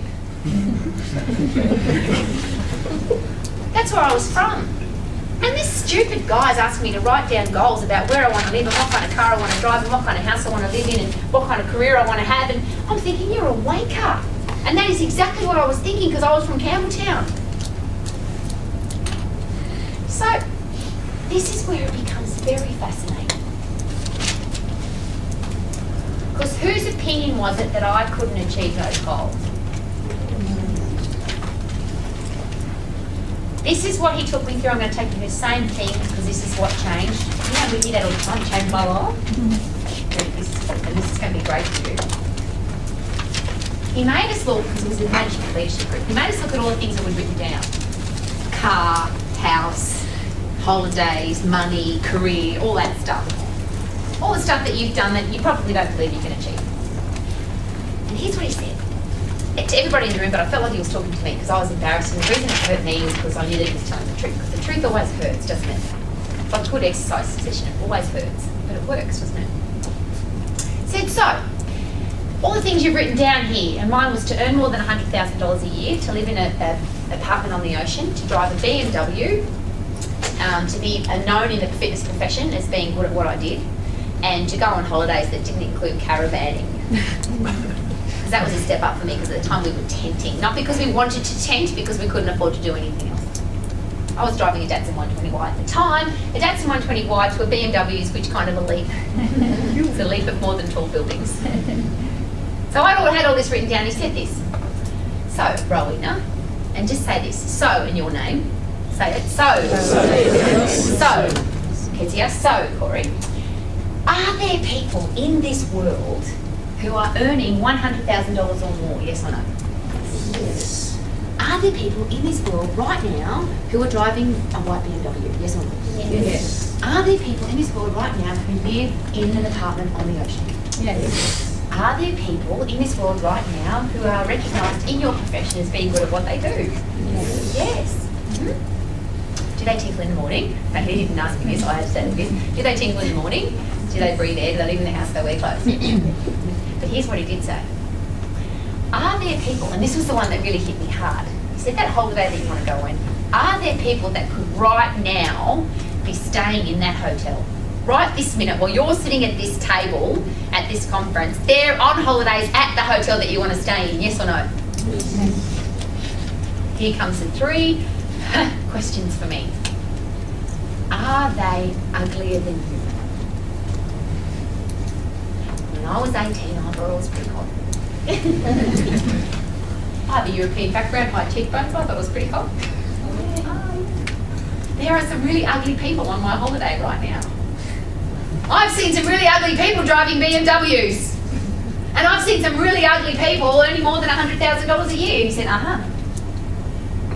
tapped into my pain, obviously, and said, are there people who are driving your car, living in your house, going on your holidays, and having your career earning more than $100,000 a year that's better than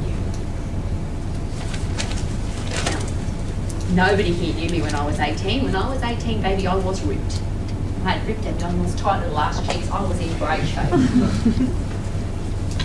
So are there people driving my car on my holidays, earning my money, who are fatter than me?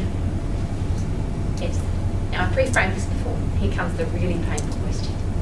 Are there people driving your car, living in your house, going on your holidays, earning more than $100,000 a year, who are dumber than you? Oh dear. Because when I was 18, I knew everything. So there's ugly, fat, stupid people who are earning more money than me, driving my car, living in my apartment, and going on my holiday.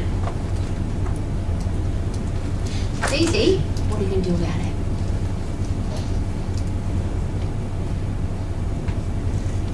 The number 1, top of the list. I didn't ask you first what kind of car do you want to drive, did I? When I asked you to do your vision board, what's the number 1 thing I asked? What is your career? Now, what I'm aiming for you is that your career is your purpose. It's your reason for existence. It's the reason you're on the planet. Because then it's really easy to get up and go. You don't have to drag yourself out of bed to go to your purpose. If you're busting to go to the bathroom, how long can you stay in bed for? Come on. How long can you, even if you want to stay in bed and you're really tired, if you're busting to do a number 1 or a number 2, what do you have to do? So what's your number 1 purpose then? So you're prepared to get out of bed to poo and wee? Yes or no? Yes. Because it's the driving force at the time, isn't it? Here's all we have to do. We have to turn our purpose into as important or more important than pooing and weeing. And we will get up. If you're busy wasting time watching television and you have to poo or wee, what will you do? You will get up, won't you? If you spend too much time watching TV, what will you do? If you have to poo and wee, you'll get up. If you've got a purpose, what will you do? You'll get up. So you've just got to find out what your purpose is. Isn't that exciting? This opinion is like bottoms. Everybody's got one. Whose bottom is the most important? Other people's opinion don't count when you have a purpose. I'm going to give you my analogy, which I can't leave again without giving you this. In my lifetime, some of you won't get this because you're very young. Some of us will remember. Did you know that phones used to be connected to a wall with a wire? Did you know that? That's the truth. In my lifetime, see, what most of you won't understand is that for most of my lifetime, when I was most of your ages, that was the only phone that you had. There was no other phones. There wasn't phones. And in fact, the first one was a suitcase. It was as big as a suitcase, the first mobile phone. You could mobile it because you could, but you had to have very strong arms because it was a suitcase. In my lifetime, we've gone from a phone on the wall to something that's no bigger than a cigarette box. But what else does it do? It holds more music than a jukebox. You remember how big jukeboxes were? You can hold 1,000 times more music on your phone than you could on a jukebox. You can take photos with your phone and in like one beeswaly of time, send that photo to the other side of the world, yes or no? That's happened in my lifetime. Because when I was most of your ages, the phone was connected to the wall. You couldn't put music in it. You couldn't take photos with it. You couldn't. All you could do was talk to somebody on it. That's what you could do. Here's what else has happened in my lifetime. When I was most of your ages, coffee was something that you drank in the morning with 2 teaspoons in it and poured hot water on it, and you drank it at home in the morning. That was it. That was coffee. You want a coffee? You have it in the morning in a cup with 2 instant teaspoons, and that's it. Somebody had a vision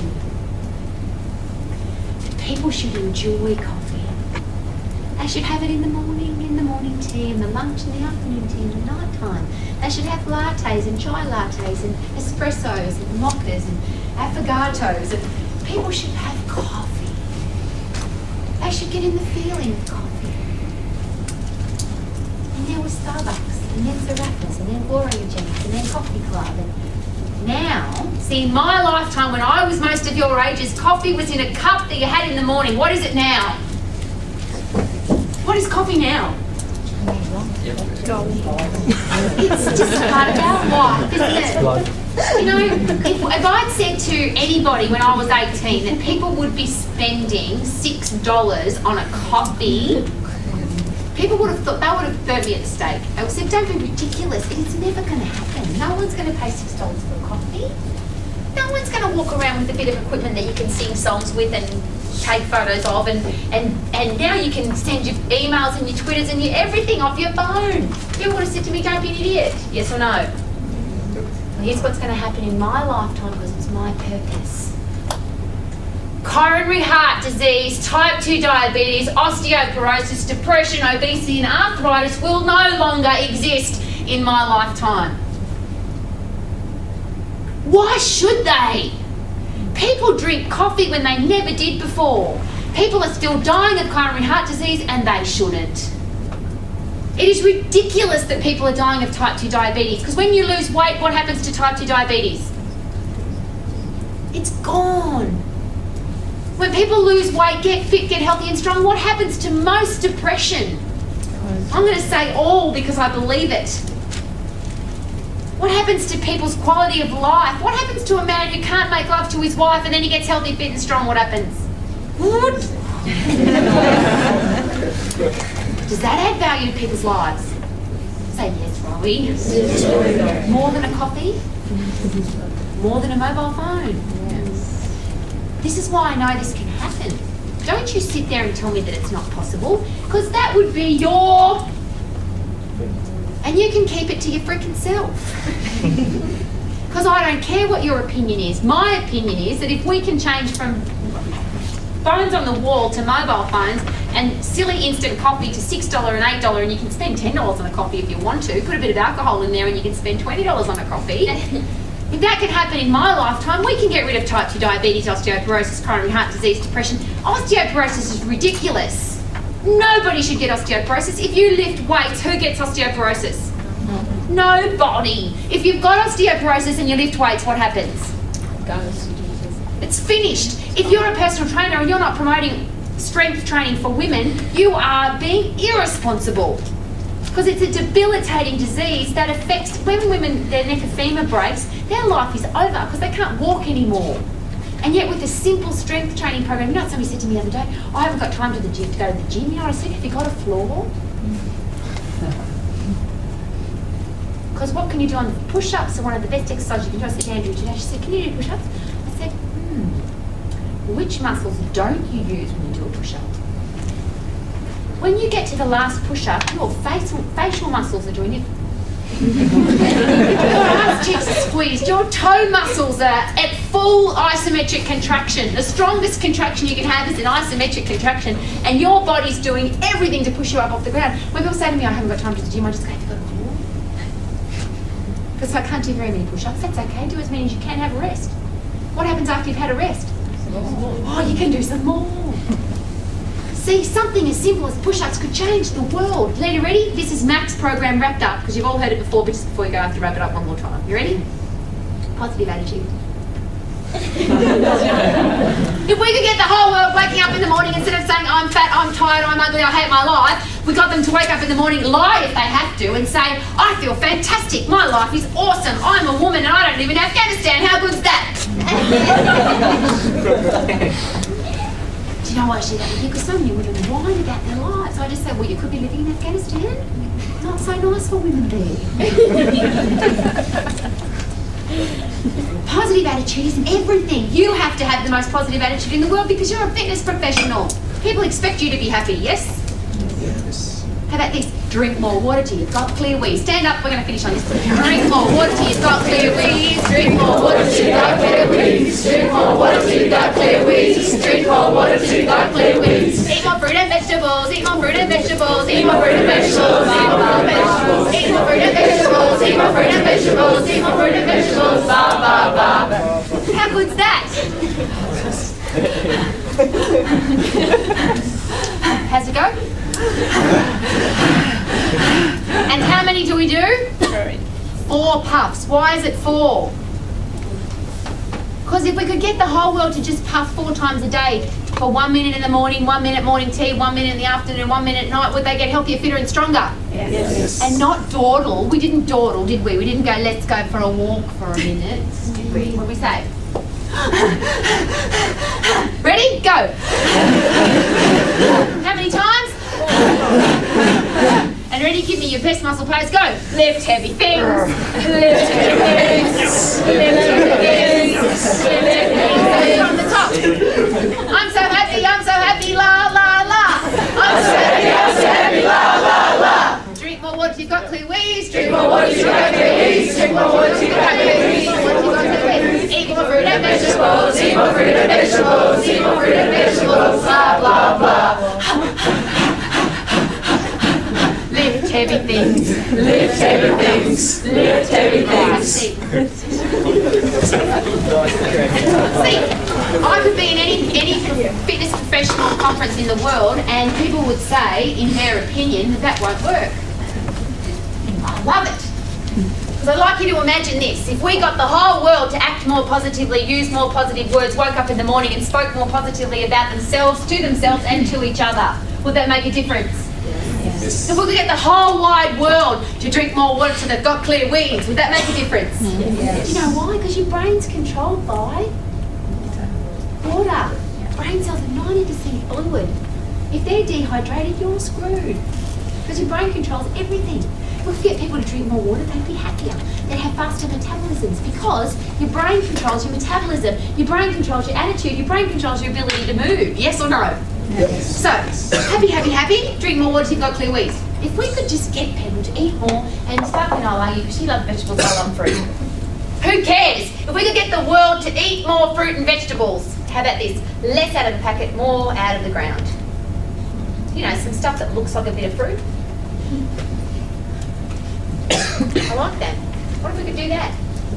Because there'll be people, there'll be nutritionists and dietitians and fanatics and zealots that say, well, in my opinion, you should be doing this diet. In my opinion, you shouldn't be eating after 4 o'clock in the afternoon. In my opinion, you should be eating this blood type. In my opinion, you shouldn't be eating carbohydrates. In my opinion. What's an opinion? Everyone's got one.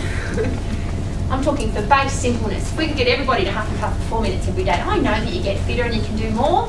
But guess what people aren't doing?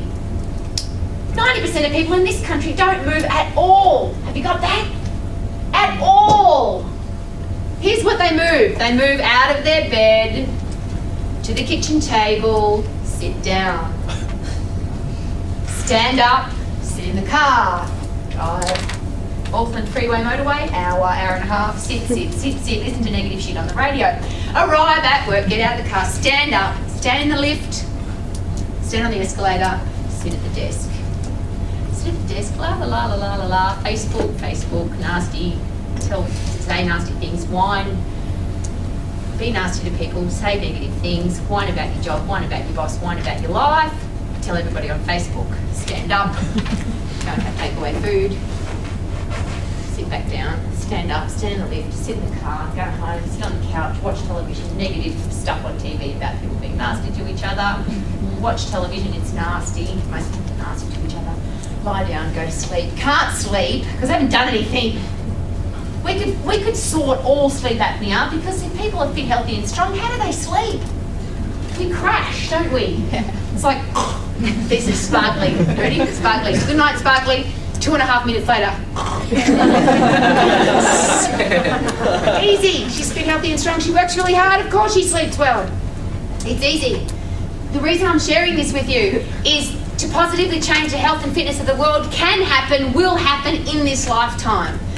The reason I'm here is I can't do it by myself. I need you to help me. If tonight I've just inspired one of you to take on this as your purpose, I'll have made a great difference. If you can just get the people in your world to sing happy songs, drink more water till they've got clear wheeze, eat more fruit and vegetables, huff and puff for at least 4 minutes every day, and lift some heavy things, we will nail coronary heart disease, we will nail osteoporosis, we will nail type 2 diabetes, we'll nail depression, we'll nail obesity, and we will get rid of the one that I really despise, the absolute most right now is a thing called arthritis. And the challenge I have with arthritis is I thought it was an old people's disease. It is a shearing force disease. When you give people dodgy exercise programs, when you give somebody a bicep curl, the force that is not going through the joint is going across the joint, which means you won't feel it when you're 20 and you won't feel it when you're 30, but when you get to 40, it freaking hurts. Bicep curls don't hurt when you're 20. When you're 45 and you can't hold up a cup because your arm's sore because you did too many bicep curls, now you're really angry with the person who gave you bicep curls. Someone will be angry with you, and you 20-year-olds don't understand that now, but you will when you're 45. Frankie, won't you? You know, I used to do leg extensions till the cows came home. Look at it, it makes the teardrop in my quad. And now I have 2 dodgy knees because it's shearing forces across the joint. Arthritis shouldn't exist because when you put compression forces through the joint, which is what the body's supposed to have, there's no challenge at all. Push-ups, nice compression forces. Squats and lunges, nice compression forces. Chin-ups, compression forces. Please, guys, don't leave here and under pressure go back to doing dodgy exercises. I'm asking you to stand up for something. And I'm asking you to stand up for the right thing. We've covered it already. You wonder why I love animals. It says, hang out with the folks who love you for who you are and encourage you to be your best. Don't hang out with the people that want to change you to be shorter, fatter, older, stupider, lazier. Hang out with the people who encourage you to be your best because they're already the best. people who say to me, oh, I'm going to have a business that's going to turn over $50,000 a year, I always say this. If Richard Branson was having a look at your business right now, what might he say? $50,000 a year. What might he say? Could you think a little bit bigger? Just a little bit. So if you hang out with people that run fast, I can't help but use this analogy. If you want to run Ironman, do you join the walking club? Because how will you go at Ironman? That's why we have max clubs. That's why the college is here with what? Lifetime education. How long's a lifetime? Just quickly. Do you know what was funny? Some of you, when you RSVP'd tonight, you asked me how much it was going to cost to come to Max Club. What did we promise you when you started? What did we promise you? Lifetime education. Now, could there be more people in this room? Some people chose to do other things and said, that's okay. What I'm sharing with you is that when you hang out with people, and K-Man put it beautifully before, if you don't care, I don't care. If you don't want to be successful, I don't care.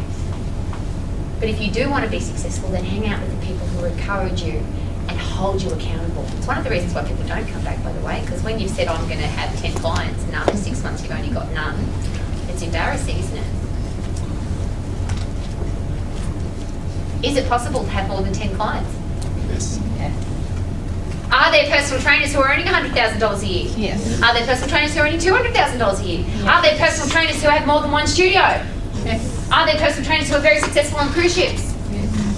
So those of you sitting here right now thinking, I can't do it, if somebody else has done it, you can do it. You just have to hang out with the right people. I'm going to use cruise ships as an example. You can hang out with some people who tell you, don't go on cruise ships, it's awful.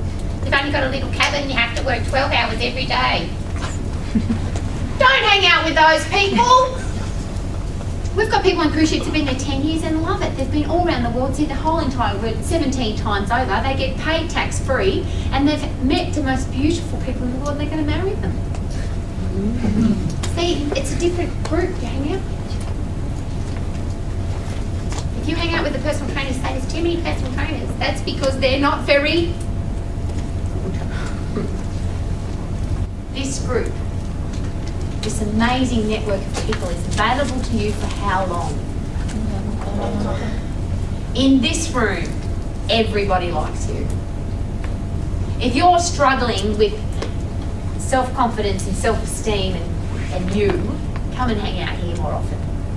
Because when you share your goals here, the only thing that will happen is, great, how can we help? How can we hold you accountable? For those of you who aren't aware, part of the assessment process now to be a Max graduate is to have a vision board.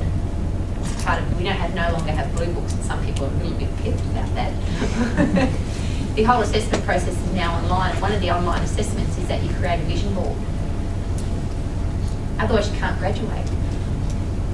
You have to share with us what your goals are and what your dreams are so that we know what they are so that we can help you achieve them. And I'm just going to finish with this last story. I've got a vision board from a guy in Brisbane today. He's a little bit more mature, Frankie, like you and I. And he's had a job that he's hated for a really long time. He sent his vision board through and there was a photo of a house on that vision board. How many of you went to Google and picked a house off Google for your vision board? How many of you have done that? He did exactly the same thing. He Googled where he wanted to live and he found a picture of a house that he wants to live in.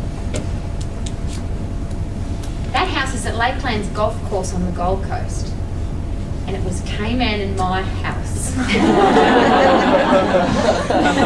He Googled houses at Lakelands Golf Course and there's a picture of our house.